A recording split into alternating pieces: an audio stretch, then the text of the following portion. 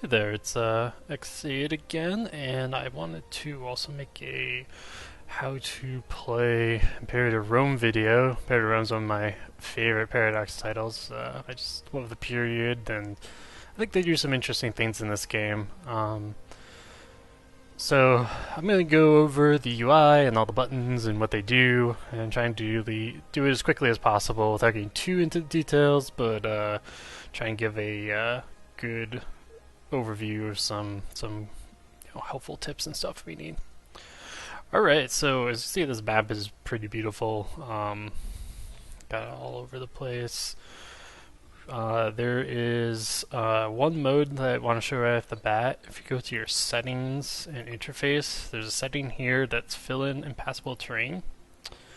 You can kind of see in the corner here, like Phrygia gets all filled in. I don't really like this. I like turning this off because there's a lot of unpassable terrain here, and if I have this on, I keep trying to move my armies into it, and it's confusing. So I like having it off. It's mostly just a preference, but thought I'd point it out. Okay, first things first. Starting with Rome in this little tutorial for what it's worth. We'll see up here at the top, we're going to have some of your currencies. First and foremost is money. Pretty straightforward. You get money. There's two sources of money. You get it from taxes and commerce. Taxes come from slave populations, and commerce come from citizen populations. The recent patch, which we're on now, and I haven't had a lot of chance to play, apparently also gives it to freemen. Get a slight tax income. Tribesmen give taxes and manpower, but since we're Rome, we don't have tribesmen. But tribesmen will also give taxes, although at a reduced rate from what slaves will. Slaves, by the way, aren't like necessarily really slaves. They're kind of just the working class of the world. So they're sort of a catch-all category for that kind of population. All right, manpower. Played Europa Universalis. You're probably familiar with this concept.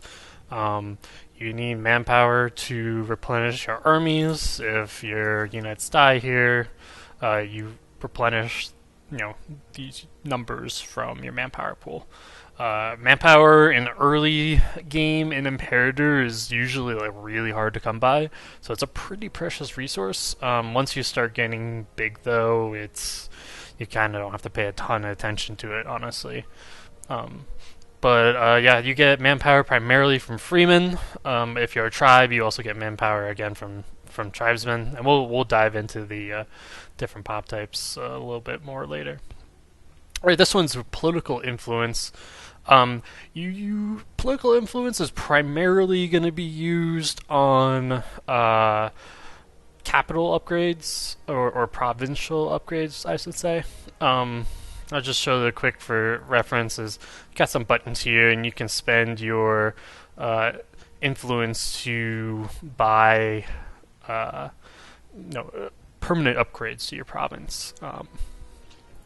There's a couple other things that use it, but kind of in a more efficient way to play the game. You're mostly using it on your provincial upgrades. You can also use it to move capitals and stuff too. All right, military experience. Military experience is a number. It represents your overall like kind of military tradition, and you gain it by having your units have higher experience. Currently, these guys all have 0 experience, but whatever your average level of experience, you get a boost to your military experience. And you also get a boost when you have war exhaustion, actually. So as your war exhaustion goes up, you will actually get a boost to your military experience gains. You eventually use this military experience to buy military traditions, which will help you customize your armies and make them pretty awesome. Stability, a little bit different from EU4 if you've ever played that, but kind of the same idea.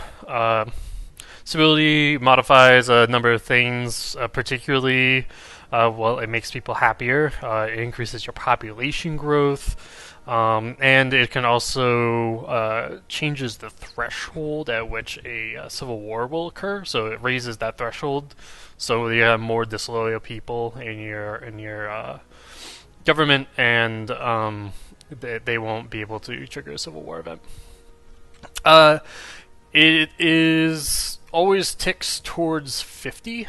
So if you go, say, the 60 stability, it will start decaying to 50, and if you go to 40 or 30 stability, it'll go up to 50. You get some leeway, honestly.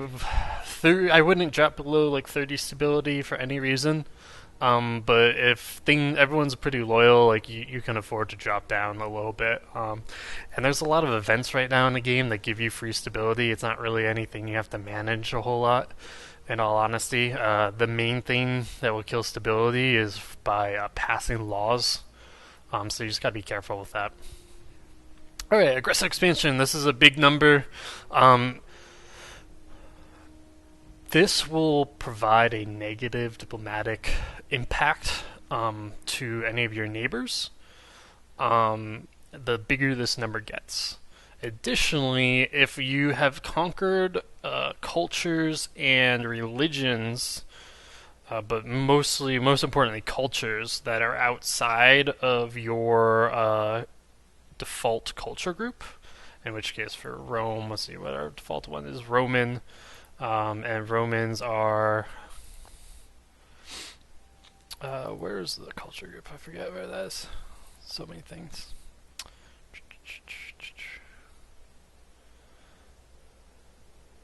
Here we go. Cultures and culture groups. Of the Italic culture group. And you can see you have Roman, Sapian, and Sabellian, and Etruscan cultures in that group. If you conquer the guys outside of that culture, and your aggressive expansion is over 50, you're going to get massive unrest modifiers, and they're going to, like, everyone's going to start wanting to rebel against you. So as you're expanding, keep an eye on this number. You can keep it low by having casus bellis against your enemies. Particularly have a fabricated claim for any province you're trying to acquire. That will help keep this number low. You can also avoid getting this number high by giving land to vassals. That will really help you out because they'll take the aggressive expansion and you get nothing. So that's pretty good. All right, next number is tyranny. Tyranny is just kind of a currency you got. Generally speaking, you don't want this number to go over 20. It usually ticks down pretty slowly, particularly in the beginning of the game. And once you kind of get it up high, it's hard to get it down. This will affect the loyalty of characters around you. So you're gonna, if you have a high, people are gonna be more disloyal. On the flip side, having a higher tyranny will actually increase cultural assimilation, and we talked about that in regards to aggressive expansion. Assimilating cultures to your primary culture is really important because that means this aggressive expansion number starts mattering a lot less. So actually having a little bit of tyranny is usually a good thing, so you can get guys' populations to swap over to your primary culture more quickly. Finally here you have war exhaustion. You get war exhaustion in the normal course of the game by being in a war for a really long time. This will give you actually a pretty hefty unrest modifier, so you kind of want to keep this low. However, war exhaustion gives a pretty big percent modifier to your experience gain. So, our military experience specifically. So if you have high war exhaustion, it's supposed to kind of be like, oh, you're fighting all these wars and you're getting all this experience. It can actually help boost your military quite a bit. So if you want to play on the edge a little bit and play around some high war exhaustion, there is an upside to having it. But the downside is particularly if you have a diverse sort of empire at the time, can really hurt you. It was worth noting that your primary capital, your kind of uh, culture, your empire capital here. This is always loyal to you. So if you got a kind of a small area and you just kind of want to play tall, you can kind of go ham with all these unrest modifiers, and you won't really be negatively affected by it too much. However, I think you also do get less production if people are unhappy, so don't go too crazy. Alright, so that's all the numbers at the top. Let's hop in the nation overview. Alright, at the top here, you'll see what kind of government you have. The kind of government you have changes and different ideas you have here, as well as the bonuses you get for having a set of these ideas. And we'll go over that quickly. But first, local power. There's a couple different levels of powers. You can kind of see here in the gray text. You got local power, regional power, great power, so forth, so on. And that will give you different bonuses and also some drawbacks depending on what level you were at. For example, once you go to regional power, you can't make alliances with certain groups. If you're a local power, you can't. You're going to have a big kind of penalty to allying a major power and stuff like that because you're just not very powerful. So some interesting things happen there. You get more capital trade routes when you're higher. So being bigger is generally better in this game. Let's see. Over here, the italic group. It's probably a better way to see all the people in your culture group. We found it. Here's all the different groups in your culture. There's also the culture map that's probably worth looking at. You can kind of see what all the different cultures are as you're going through the game. So anything in red right now is my culture group, and they're going to be pretty happy if I conquer them. But if I start going in green, they're not going to be really happy. So, alright. Here we got civilization level. Civilization level gives you a couple different boosts. It's going to increase your output. It's going to increase your population cap. I think it also increases growth rates, population growth rates, that is. So civilization, very good. There's a couple laws that will require certain civilization levels. If you're a tribe, you have to get, I believe, 40 or 60 civilization, something like that, in order to start reforming your government. And so it matters a little bit more for other people, but for the Romans, this is what you start off with. Number of territories, not important. Number of overall pops. Roman heritage. So you'll see this when you are selecting your nation when you start. This kind of shows you the passive bonuses that the Romans have. You just kind of have this all game. They're adding more and more unique heritages, but there are a lot of kind of standard ones. If you're curious, I think rural heritage is pretty good right now because it has a minus 20% to founding cities, and cities are really important because that's the only way you get citizens, and citizens are the only way you get tech. And here you'll see there will be a list of bonuses that you have going in your kingdom or empire. And right now I have one, but there might be some other modifiers. Okay, this one's a little important here. These are your ideas. You want to match these headers to the appropriate thing. So here I've got 2 military ideas and 1 oratory. So I ideally want to pick 2 of these guys and 1 of these guys in order to get a bonus. So this is the active bonus. This is based on my government, and this will kind of give me a nice little boost. You don't have to match this. You can do kind of whatever you want. In some cases, if you're in a big war, and depending on your government, you might not have military slots, but you're going to want to boost up your military, and you're going to willingly give away this matching bonus in favor of that. Some state investments. Don't really look at a lot of this stuff, honestly.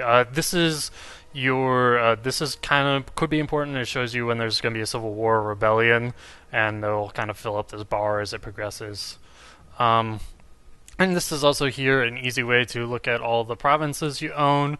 Notably, you can release provinces as client states from this menu. So if you conquer some territory and say it's not in your culture group, so you don't really want to govern it, you can release it as a client state, and so they'll, sort of start being loyal to you. And you could just kind of sort here by different kinds of pops and stuff they have. So, cool.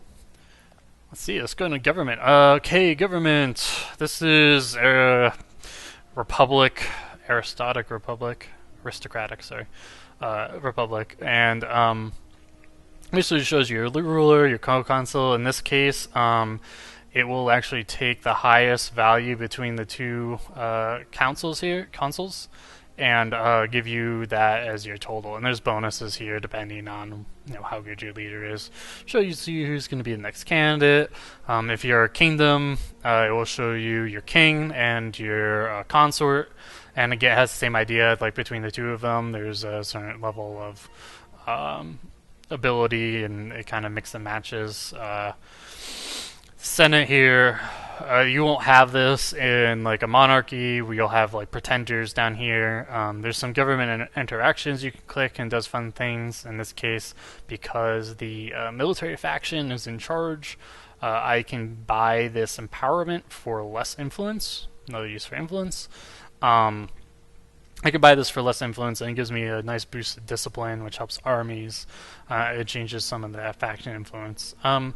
The mechanics here of Republic, I don't want to go into too much. It's a little opaque what's going on with the influence and all that. There are some guides out there that help a little bit with what's going on, but you have a little less control over things than it's made out to be. So it's kind of more of a passive system that you're kind of just managing and getting bonuses for, but yeah. Alright, offices are actually pretty important here. These guys do the main work in your empire. So you've got 2 for each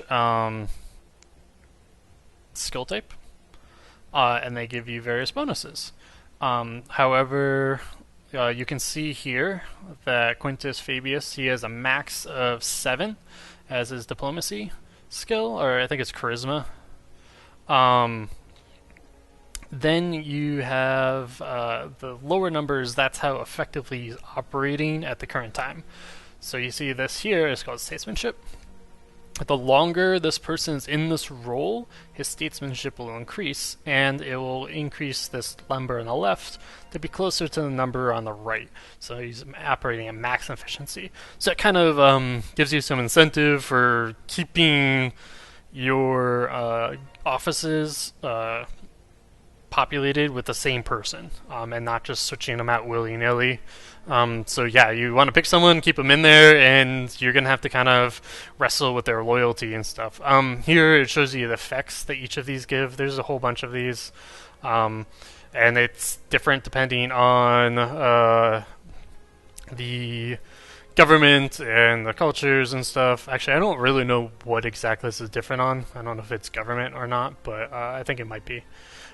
But there's different things. Like obviously, a monarchy doesn't have Senate influence because they don't have a Senate, so that's not gonna help. They have, I think, legitimacy. There'll be a guy here that gives you more legitimacy and stuff. Big ones to note, like something like discipline is a very good stat. You want to get that, and national tax is like really good too. So I try to get those, and usually aggressive expansion change, because this number ticks down really slowly early in the game. I like to get this one with a really good advisor here. Here we see their loyalty. The loyalty directly affects how much monthly political influence that person gives you. So you want these guys all to be as loyal as possible to get the most influence out of them as possible. More influence means more upgrades, and more upgrades mean better cities, and more money, more tech, and more manpower. So you can actually see an overview here of all the different offices and how much they're giving you. So this guy's pretty low loyalty. You probably want to either switch him out or or start bribing him so that he'll be a little bit more loyal. All right, here we got the laws I mentioned before. This is a big one. You can spend influence on this again, and this also costs you will cost you stability. So that's something that will tank your stability if you do a little too much of it. You can just kind of switch laws as you like here. With the republics, you actually need Senate approval, so it may or may not let you do it.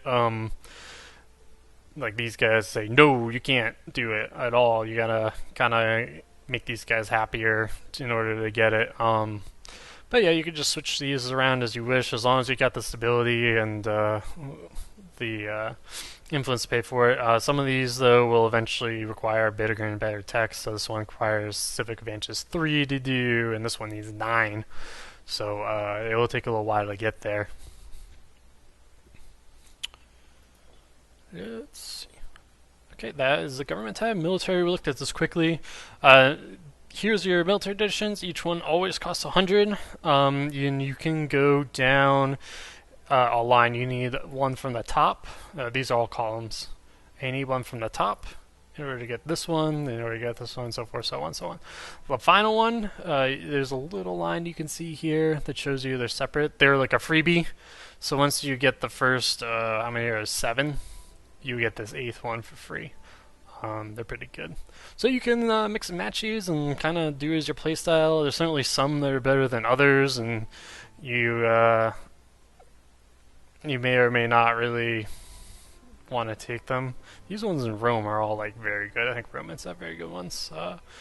But you can go here too if you want to see a little bit more info about your cores, what your discipline is, what your morale is. These are important stats for battle.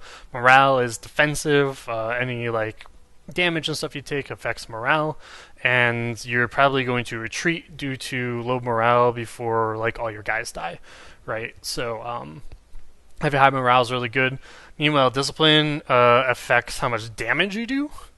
So having high discipline is really good because it, one, kills a lot of units and hurts their manpower, but also is going to, the more units you kill, the lower their morale. So it's kind of a double whammy there.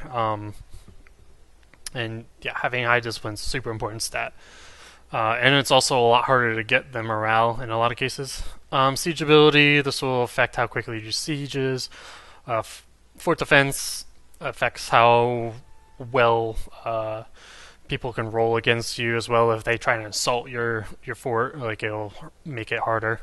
And enslavement deficiency, so anytime you take over you take over one of these cities, settlements, I forget what they're called. I think this is a city, technically.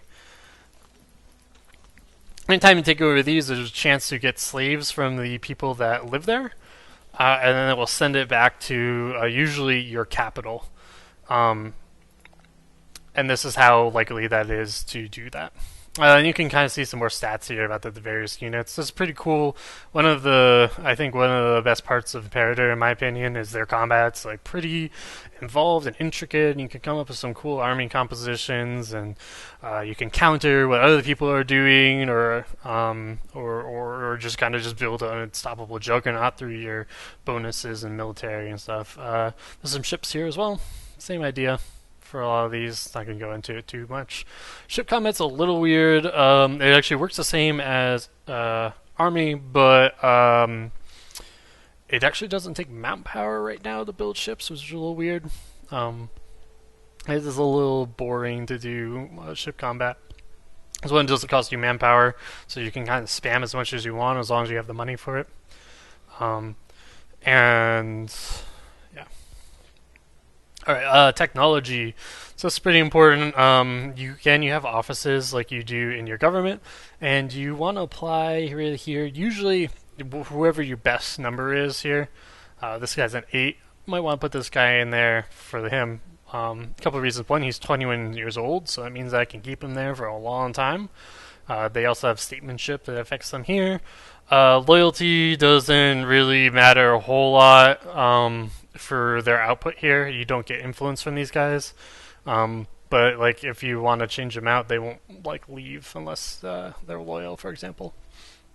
Um, these are jobs you can fill along with the offices to satisfy great families, which we'll go in later. But yeah, slowly this will progress. There's some modifiers here. Research efficiency is like your ratio of citizens to the rest of your populace.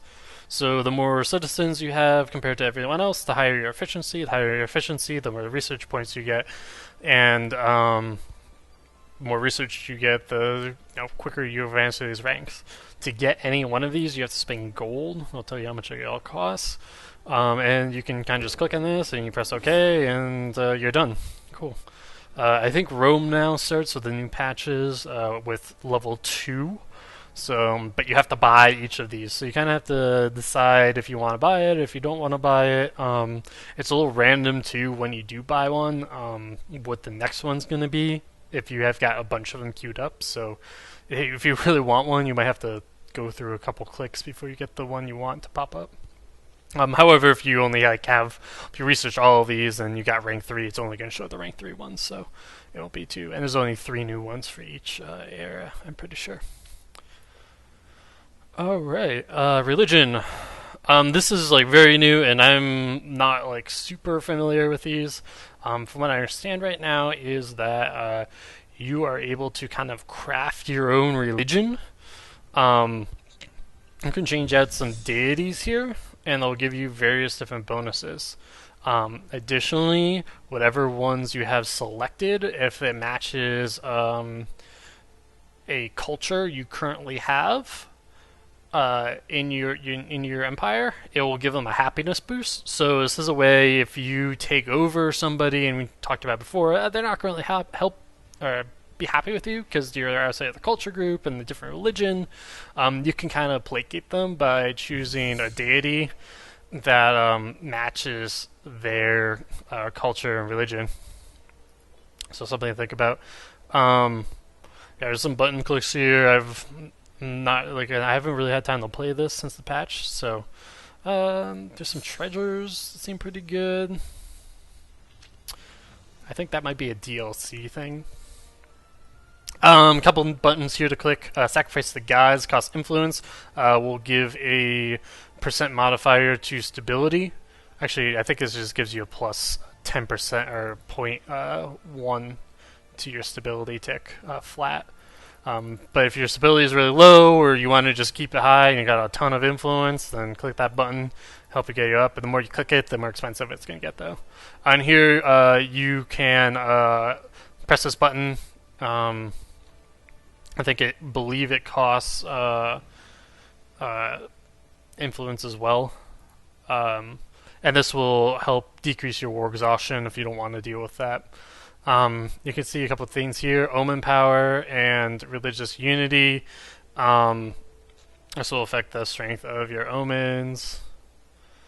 I'm not really sure how that affects things anymore. There used to be a bunch of omen buttons you used to click, and they would give you big boosts. However, perhaps this affects these bonuses that the various deities give you. I don't know. But it'll be fun figuring that out eventually.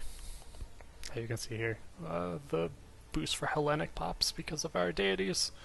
The happiness boost I was talking about.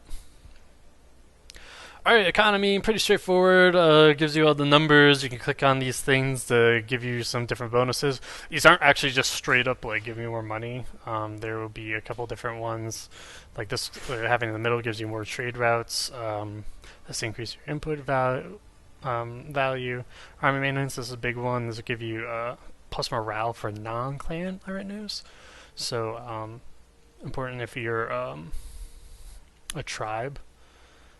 This won't help your tribal leaders' retinues. Again, gives you more morale, less morale, fortnite maintenance, stuff like that. Wages, and the last one gives you extra. Increasing wages will increase their loyalty, so if you're having loyalty issues, you can put this up here to help alleviate that in the short term. Diplomacy, it's pretty straightforward. You can kind of see some information about the person you're doing diplomacy for, you can get to this menu by right-clicking on any foreign power. They give you some information about them. You can do a bunch of actions here. Here's where, importantly, fabricate claims. You can improve opinions, declare war, offer them alliances. Defensive leagues are a type of alliance. You only get called in a war if one of your defensive leagues is attacked, and actually only costs you one diplomatic relation slot, regardless of how many people are in your defensive league. So it's a good way for, particularly in like, these Greek city-states, to get a bunch of allies and protect yourself, say against Macedon or something.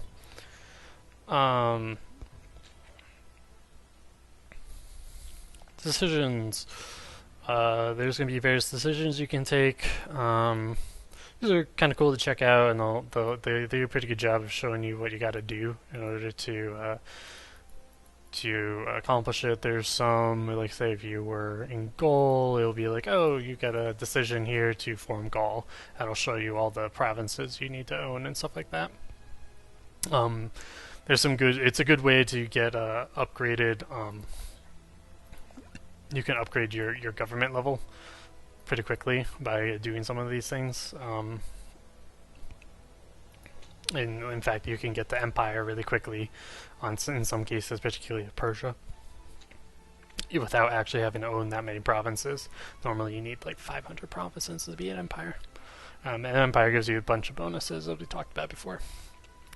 Trade overview. Now this is just an overview of all your trade routes and stuff like that. A couple buttons here that you worth clicking. If you don't want to worry about all these trade pop-ups and whether or not you're accepting, you can click this to automatically accept it. Additionally, by default, any surpluses in your capital are blocked. Surpluses give you extra bonuses when you're in trade. You can choose to unblock that if you want, for whatever reason. If you just want to keep trading everything, go for it.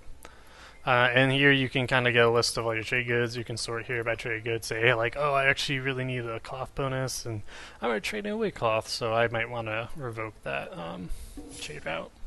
So I get that bonus in my capital. Let's see, mercenaries. Oh, actually, characters. Characters are important. Character screen, you can see all the characters. You can search here and see who's good at what. Important if you got imprisoned people, you can click this to see imprisoned. Maybe you want to check out who's about ready to marry. This is the age button, by the way. It's important. Great families are the more important screen in here, generally speaking. This will show you who's in each great family. Great families you need to keep happy, otherwise they're going to rebel against you.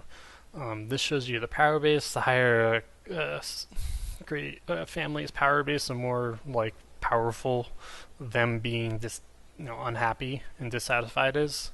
So there are some families you'll get later on that maybe aren't that powerful, and you kind of just they're unhappy, but all their guys suck. Like they got a low power base, you can kind of just let them be unhappy.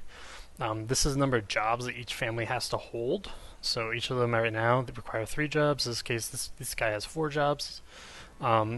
And as long as they have got that many jobs, then they are happy. Jobs include the government positions, technology positions, being a general, being a governor, or being an admiral.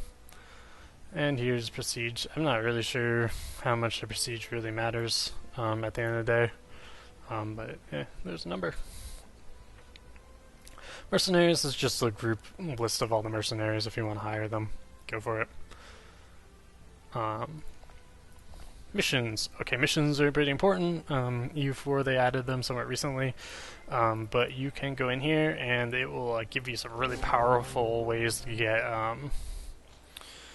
some casus bellis against your neighbors. So I can just go here and it says here rewards, claims on all of the Italian peninsula. So really good. So instead of having to go here and right click and go to fabricate claim on everyone, if I just do this mission, I get all that at once. As you kind of complete this, and you can see here I'm like highlighting over here, and in the background you can see things get highlighted. I gotta crush the Samnites. Means basically I gotta own this region. And when I do that, I gotta click this button, and it'll give me a nice little bonus. increases or decreases unrest. It gives pop assimilation speed. Um, so yeah, really powerful to get that done. But first I got to do this. You can see how these branch off. And then eventually it kind of goes all the way to the end here, and you can get some nice little bonuses down here.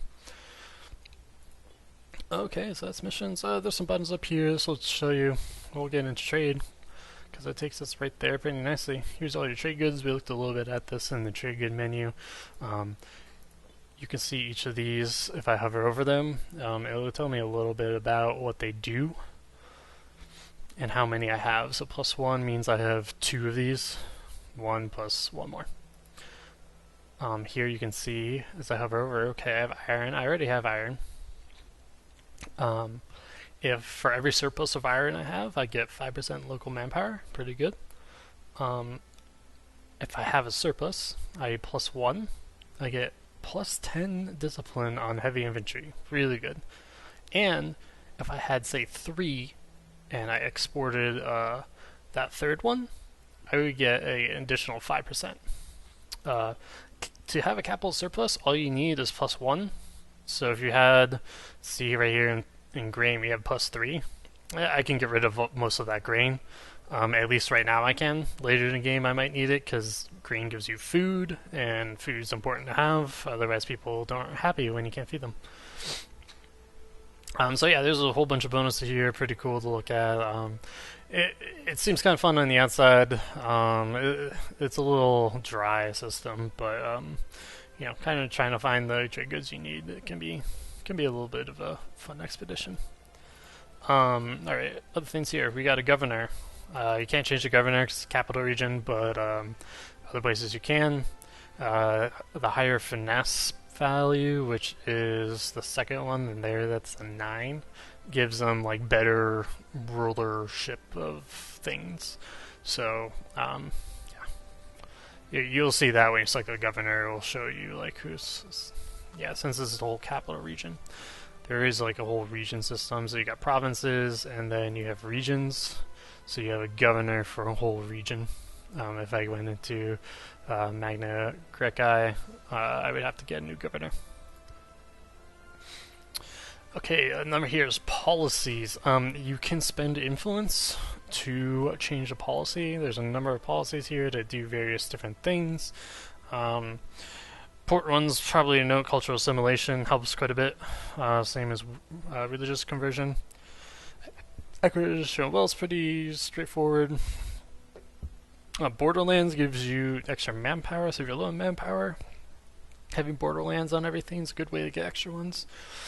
Encouraged trade gives you a monthly food modifier. That can be important if you've got really big cities and you need more food.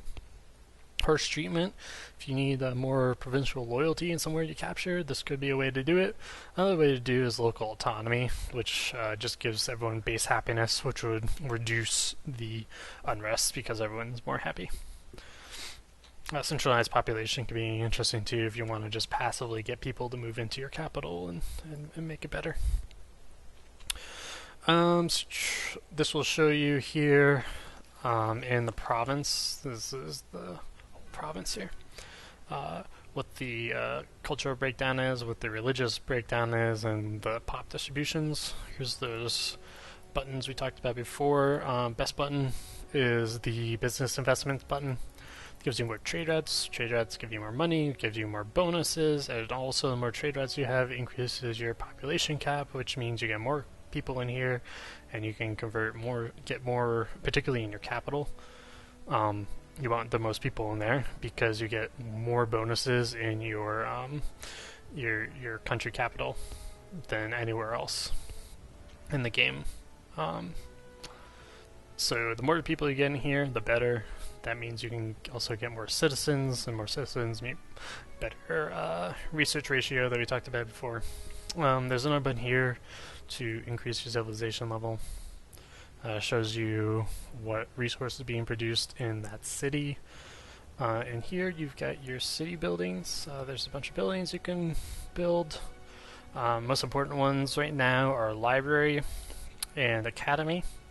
Library increases your population desired ratio. And the academy just straight up increases your research points. Very good. Fortress, also a pretty good one. Manpower can also be important from training camps. So these other ones just don't really give you enough bang for the buck on using them. Actually, your aqueducts is really important. You'll need these to increase your pop capacity. And you also need, I believe, 30 civilization level to even begin building aqueducts. So another reason to get civilization. I mean, here you can click on the view pops. This actually shows you what the desired ratio is, which I mentioned just before with the libraries.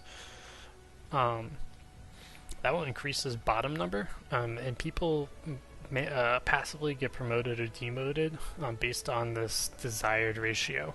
So because I have like 50% citizens out of the 38 desired, citizens are going to get demoted. You can see here the citizens getting demoted all the way to slave, which is it's a freeman, because freemen aren't quite at their desired ratio yet.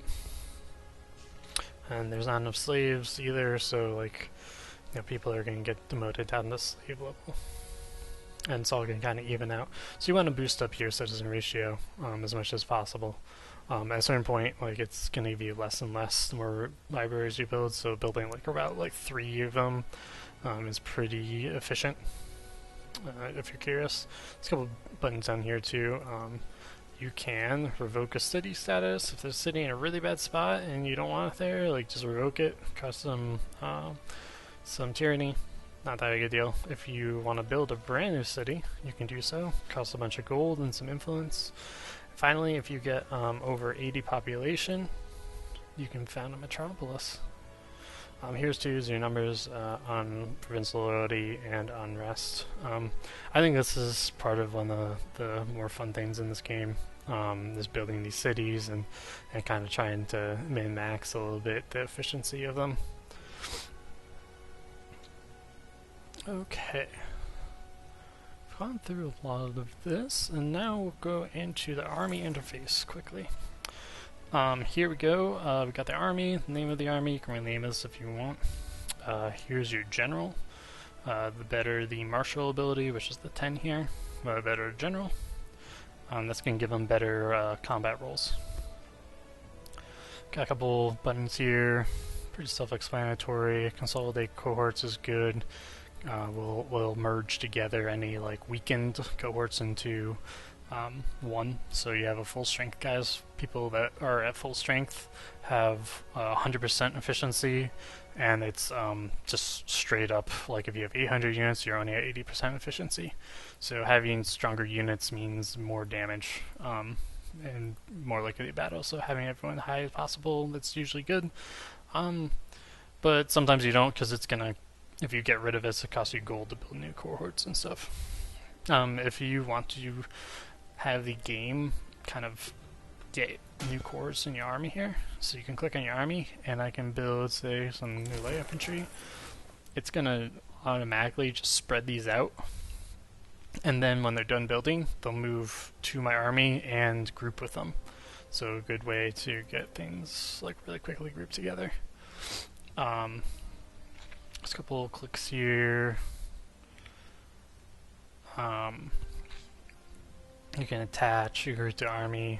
There's a couple of full retreat if you like don't want to fight a battle. This costs you half of your manpower, so it'll reduce everyone to 500 if they're all 1,000. But if you don't want your army to get wiped out, this might be something you got to do.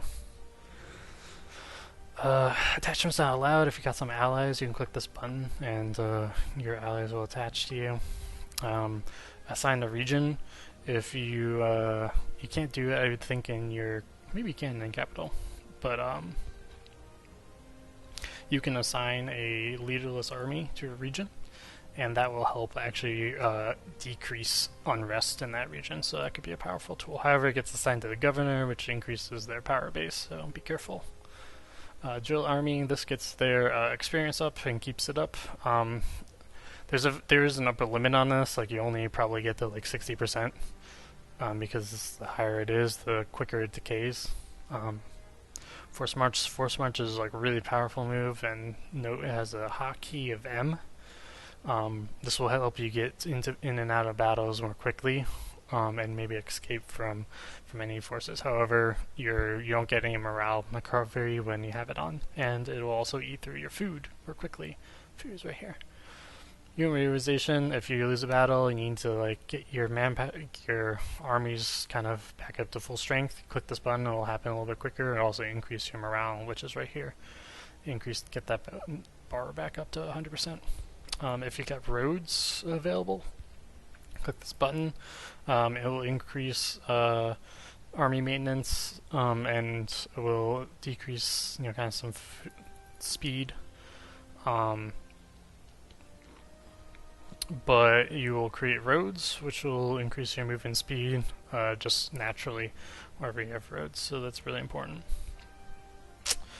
There's a button here you can click that will actually just automate your armies if you don't want to independently control them. And here's a very important one, which is your combat tactics. This is kind of a rock, paper, scissors system where shock, for example, where does shock beat? Shock beats envelopment. See, I've got a nice 10% modifier there. However, or in this case, +6 against envelopment. This plus number is based on your army composition. However, the negative is always -10%, so it's kind of a two-way swing. So this is basically a 16% swing if you're against another general who's running a different tactic is running an envelopment tactic. Some of them are kind of just all equal. In the old patch, and I haven't checked this out, there was some inconsistency about how units would deploy based on what tactic you have. Before, I'd actually say envelopment was probably the most reliable. Make sure your units are in the right spot, but you kind of mix and match. Skirmishing, important to note, as well as bottleneck. We'll actually have you can check these things out in the text. The casualties are modified by -25% if you're in skirmishing, so it can be pretty useful if you just kind of want to delay for time and not sacrifice a ton of manpower. A shock action, on the other hand, increases casualties by both sides by 10%, so pay attention and stuff like that. Shock, skirmishing, and I believe, I don't know if it's bottleneck, it might be phalanx that decreases casualties, just like skirmishing. So, depending on my game going to battle, should be noted the governor of the general with the highest marshal in all your army groups will be the one that controls the value, and they will apply their tactic. So, there's some strategies where if I were to go to war with this guy, I might send this guy in first, who's a level 9 marshal, and I'll let him engage originally. I'll do some skirmishing, and this will let me see what the enemy tactic is, so then I can follow him up with my better general, who's level 10, and I can choose the appropriate tactic to counter them. So a little bit of gamesmanship there. So in here, let's just show you your army compositions. We kind of talked about some of this food capacity. Every army carries food, and if you're in enemy territory, you'll slowly lose food. You can steal some from enemy territories. I think you have to own a province the provincial capital in order to do that, which is this little icon. But particularly on sieges, you're going to eat through this food. There's a special unit called supply chain, which has a big amount of food storage. That can help you out in those situations. However, you can note here, heavy cavalry has 2.4 food storage, not a whole lot, and they eat a ton. They've got 0.25 food consumption compared to light infantry, which also stores 2.4 food, but only has a 0.1 food consumption. A couple other things here. There's loyalty modifiers, so there's a chance these guys become loyal. As they become loyal, generals will gain more power base, and if they're disloyal, they might rebel because they've got a bunch of armies at their command. So you got to be careful a little bit there. Make sure their loyalty is good. Here's you get your slave efficiency. We talked about that before. Here's actually your army composition. It's actually important stuff here. Primary cohort is the cohort that goes in the battle first. You kind of select whoever you want, but this will be your front lines. And I wish I might just take this forward a little bit so I can declare a little war on these guys to show some of that stuff. This will be your front lines. When these guys start dying, your secondary cohorts fill in behind them. And finally, you got your flanks on the sides. The width.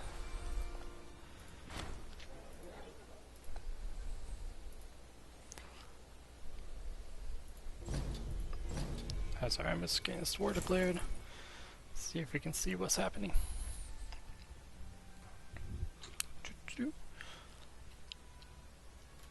Okay, so we've got a total of 30 width. There's only a maximum 30 width at all times. You can see here different tactics you have selected, what their modifiers are. He's in bottleneck, so I'm at a disadvantage. However, I kind of overwhelm him, so it's not really going to matter.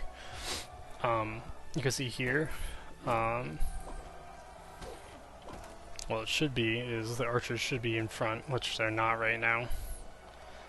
So there's a little inconsistency, as I said, about how units get deployed. But you get your primary. If these guys died, your secondary should fill in on top of them if you've got reserves. So fill up all 30 first, and then reserves are kind of hiding up here, and then they'll slot in where people start dying. Flanks always go on the sides, and this number here tells you your preferred flank size. So if I've got 30 and I have flank 5, that would mean I take up 5 rows on the left and 5 rows on the right. And then the middle gets filled in by my primary, and any holes would get filled in by secondary. And as people died, secondary would fill in. Or primary first, then secondary. Flanks replenish flanks first, and if all else fails, other things will fill in. If you got like some, say, some light infantry and they're not in here, these guys will fill in after your secondary. You should note that they actually get a morale, a negative morale modifier if you've got guys who don't match your cohorts in battle. This battle is so quick I couldn't really see much of anything, but it would show you some numbers too in that battle screen, showing like the modifiers you get for your general being better, or what kind of rolls you're getting in battle, all that kind of stuff. Let's see. So yeah, you can click this number and change some things. Show you, there'll be a little indicator here if these guys are loyal. Shows you the monthly cost. You can see all the unit types if you wanted. Not really a whole lot going on there. You got your war screen. Sue for peace. You can't get money in this game, so in case you're looking for it, you can't get money from peace deals. You only can get provinces. However, provinces, peace deals usually happen on province basis. So you can demand this whole province, a really easy click of the button. You don't actually have to get things city by city at the time. So pretty good. Right here we get your outliner. Just show you, for example, our disloyal character. This is the character screen. You got a bunch of actions here you can do. Here's your loyalty. There's a couple other stats. We've seen all these. Corruption is one that can affect things. For example, if I give someone a bribe, it increases their corruption. You can see this increases their wage and the convictions, but it can have some negative modifiers if you're a ruler. For example, a ruler corruption, you can see here, has a minus 0.5, and that will decrease the amount of influence I get. So not great. Popularity. I'm not sure how much important this is in terms of the Republic, but it matters a lot for monarchies because that feeds directly into your influence. Prominence, I'm not really sure what prominence really matters. I think this is just kind of a modifier more for the AI to pay attention to. As it says here, it's like increases the chance of getting married, so you can't control all the marriages and stuff. A couple things: you can make friends with someone. It will start a chain to become friends, and that will increase their monthly loyalty tick. it's important you just note that one large boost, one medium boost, and one small boost will give you a friendship. Two large boosts will give you a friendship, and uh, like three mediums will give you a friendship as well. Just so you know. There's a couple other buttons here. Holdings. When you have 10 civilians or 10 citizens, or not citizens, any pops in an area, you can give away a holding. This will kind of will increase their loyalty, also increases their wages. See, he actually has one holding, gets 0.11 wages, and you can use your wages to do things like bribes and stuff like that. If somebody has a holding, though, it should be noted that you can't move. If, say, this guy has 11 pops in, where are we? Sicily. If I try to move people out of Sicily, and he's only got 11 pops, but I had someone had a holding here, I would not be able to move people below 10 overall population because they need 10 to have a holding.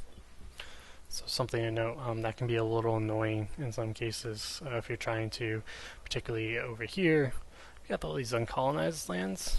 In order to colonize, you need to have 10 populations in an adjacent area in order to click this colonize button. You didn't do that, you'll use this view pops and you'll move pops here.